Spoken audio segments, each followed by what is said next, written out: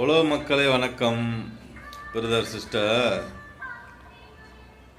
பெண்கள், வேலை போகாத பெண்கள் இருக்காங்க. அது எப்போ?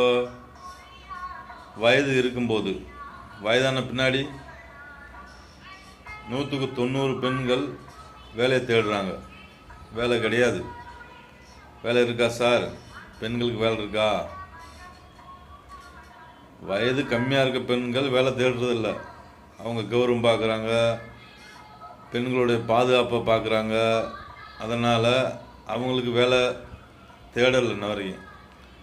வயதானவங்க, அப்பா அம்மா, தாத்தா பாட்டி, இவங்க நடக்கிறது வரைக்கும் வேலை இருக்கா சார்? ஒரு நாளைக்கு அவங்களுக்கு செலவு இருக்குல்ல சார்?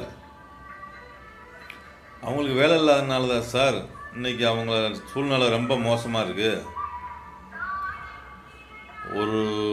ஒரு நாளைக்கு ஒரு தடவை குளித்தா சோப்பு சார் 5 ரூபா சோப்பு தேவைப்படுது.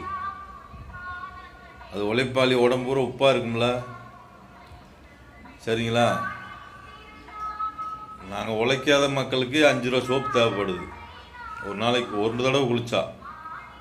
அடுத்து துணியை துவைக்கணும், அதுக்கு 5 ரூபா சோப்பு தேவைப்படும். அடுத்து எண்ணெய் தேய்க்கணும், அதுக்கு தேவைப்படும். இந்த மாதிரி தேவையில்லாத செலவுக்கே பணம் தேவைப்படுது சார். அப்புறம் எப்படி சார் ஒரு மனுஷனை பிறந்துட்டா குளிக்கக்கூடாதுன்றீங்களா, இல்லை துவைச்சி ட்ரெஸ்ஸு போடக்கூடாதுன்றீங்களா? இதுக்கெல்லாம் பதில் சொல்லுங்கள்.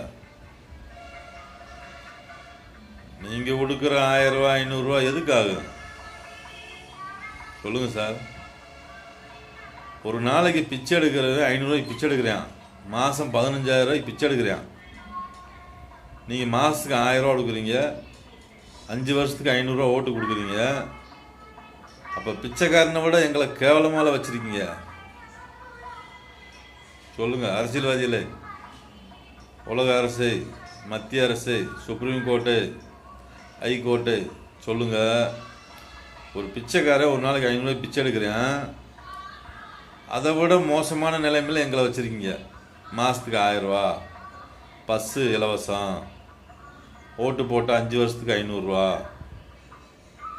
சொல்லுங்கள் சார், ஒரு பெண்ணுக்கு ஒரு நாளைக்கு எவ்வளோ செலவு வரும்? வெட்டி செலவு, உணவை விட்டுருங்க, மற்ற செலவு இருக்குது. எண்ணெய் இருக்குது, சோப்பு இருக்குது, துணி துவைக்கணும்.